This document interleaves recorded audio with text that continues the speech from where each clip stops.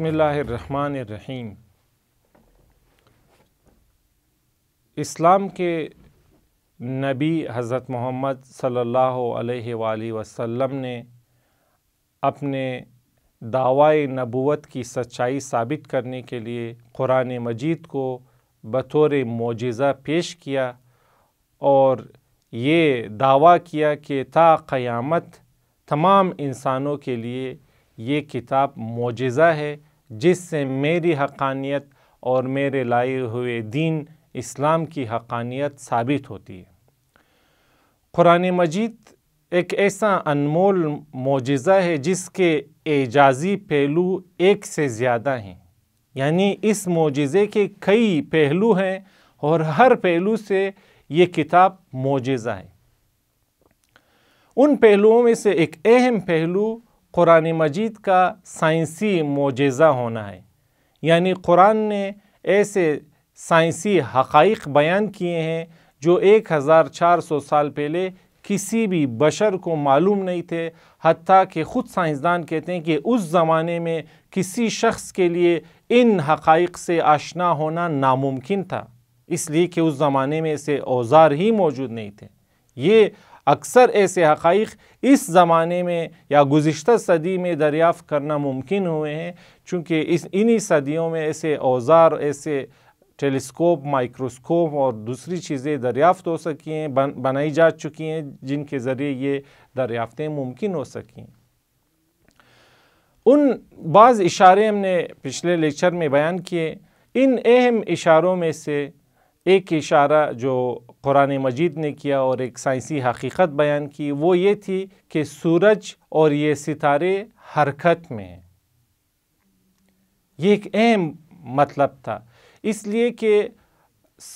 ہزاروں سال سے انسانوں کا یہی عقیدہ تھا،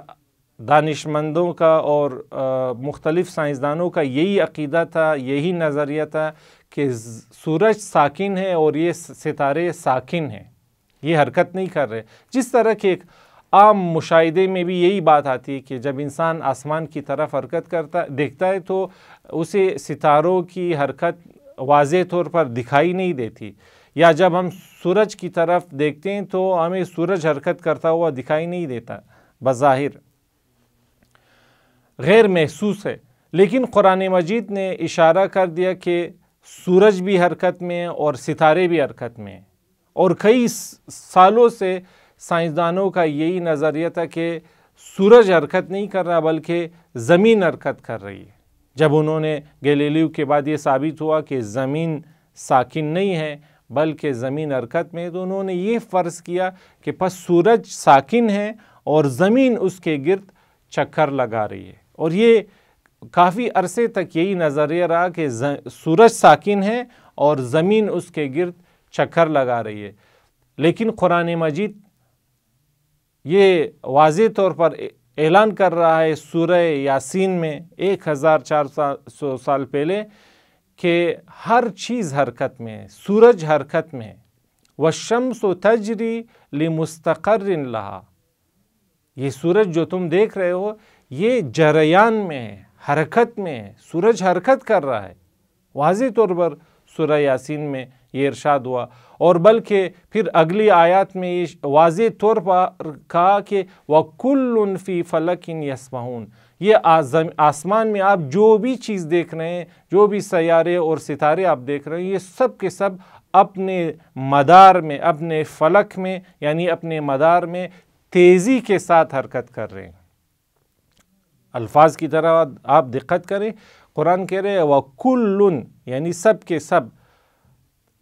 فی فلکن، اپنے اپنے مدار میں، یسبحون، تیزی کے ساتھ حرکت کر رہے ہیں۔ یسبحون دراصل تیزی کے ساتھ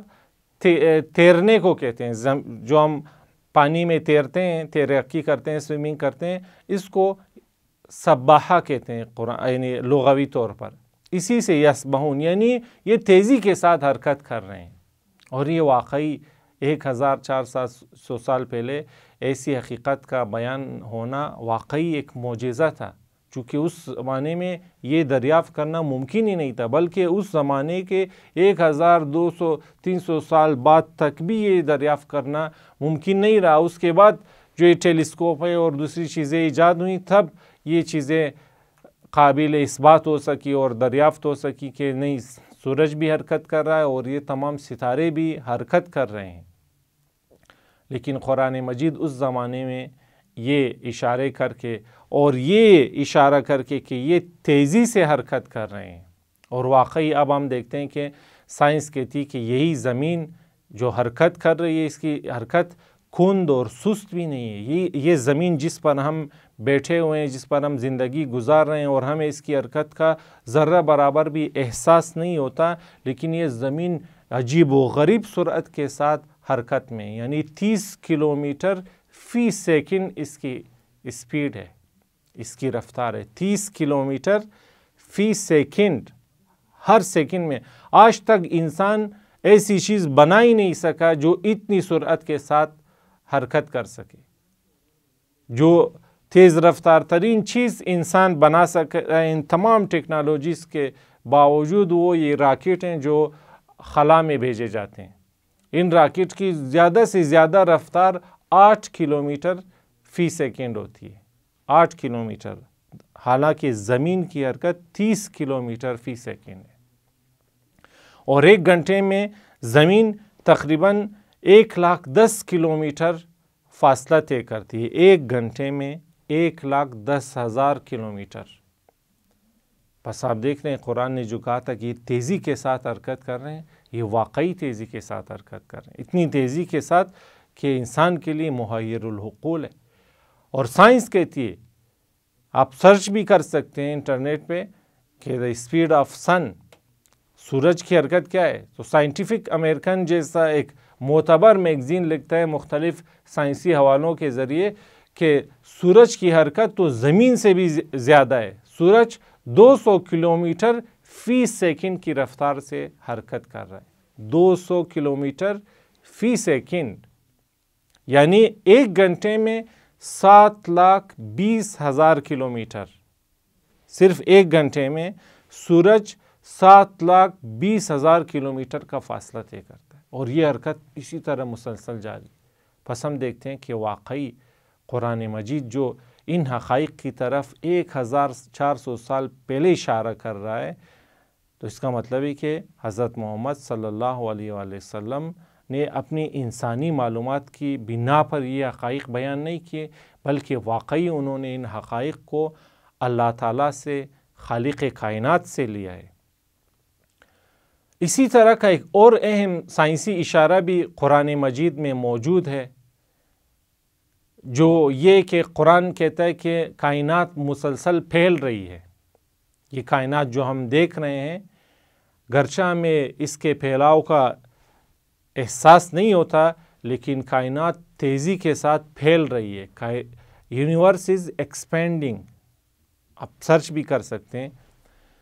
قرآن نے 1400 سال پہلے اس بات کی طرف اشارہ کیا، لیکن یہ کوئی 100 سال بھی نہیں ہوئے۔ 1929 میں ایڈون ہبل، جو ایک اہم اور نامور سائنسدان گزرا ہے، جس کے نام سے ایک ٹیلیسکوپ بھی ہے خلا میں، ہبل کے نام سے، ہبل ٹیلیسکوپ اسی کے نام پہ رکھی گئی اس لیے کہ اس نے اہم ترین دریافت کی۔ ایڈون ہبل ماؤنٹ ولسن کی رصدگاہ پر کائنات کا مشاہدہ کر رہا تھا، ان ستاروں کی حرکت کا مشاہدہ کر رہا تھا، تو اس نے اپنے مشاہدے میں یہ بات دریافت کی کہ یہ ستارے ہم سے دور ہوتے جا رہے ہیں۔ جو سائنسی فارمولے اس کے پاس موجود تھے، سائنسی اہم فارمولے، اس کی بنا پر اس نے مشاہدہ کی کہ ستارے، یہ ستارے جو آسمان میں ہیں، یہ ہم سے دور ہو رہے ہیں، اور یہ ستارے ایک دوسرے سے بھی دور ہو رہے ہیں، نہ فقط ہم سے بلکہ ایک دوسرے سے بھی دور ہو رہے ہیں۔ اور اس نے مثال دی کہ جیسے مثلا اگر آپ کسی غبارے پر نقطے لگائیں اور پھر اس غبارے میں ہوا پھونکنا شروع کریں، تو جیسے جیسے آپ اس غبارے میں ہوا پھونکتے جائیں گے وہ نقطے ایک دوسرے سے دور ہوتے جائیں گے، چونکہ غبارہ بڑا ہونا شروع کر دے گا اور وہ نقطے ایک دوسرے سے دور ہوتے جائیں گے۔ تو ہبل نے کہا کہ یہ ستارے اور یہ کہکشائیں، گیلیکسیز بالکل اسی طرح ایک دوسرے سے اور ہم سے دور ہوتی جا رہی ہیں، جس کا نتیجہ یہ ہے کہ کائنات مسلسل پھیل رہی ہے۔ اور یہ نہایت اہم اور ایک انقلابی دریافت تھی کہ جسے مشہور سائنسدان اسٹیفن ہاکنگ نے اپنی کتاب a brief history of time میں لکھا اور کہا کہ ہبل کی یہ دریافت گزشتہ صدی کی انقلابی دریافتوں میں سے ایک ہے، نہایت اہم دریافت ہے۔ اور جب اسی دریافت کا اثبات کیا 3 سائنسدانوں نے 2011 میں، تو انہیں 3 سائنسدانوں کو اسی بات پر نوبل پرائز بھی دیا گیا،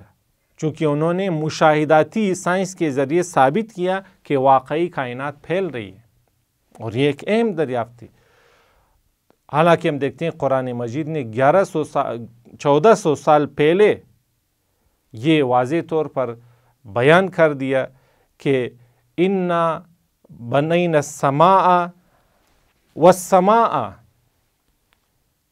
قرآن نے واضح طور پر بیان کر دیا سورہ زاریات کی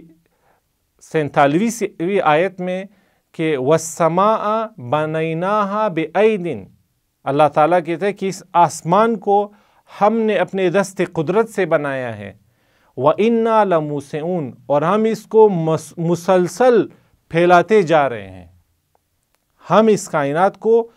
مسلسل وسعت دیے جا رہے ہیں، وَإِنَّا لَمُوسِعُونَ۔ اب دیکھیں قرآن مجید نے اتنی اہم دریافت کو اس وقت بیان کر دیا تھا، تو اس کا مطلب یہ کہ حضرت محمد جو یہ کتاب لانے والے ہیں، انہوں نے یہ حقائق یقیناً خالق کائنات سے اخذ کیے ہیں، اور اس طرح قرآن مجید ان سائنسی حقائق کو بیان کر کے در حقیقت اپنا معجزہ ہونا واضح طور پر ثابت کر دیتا ہے۔ والسلام علیکم ورحمۃ اللہ وبرکاتہ۔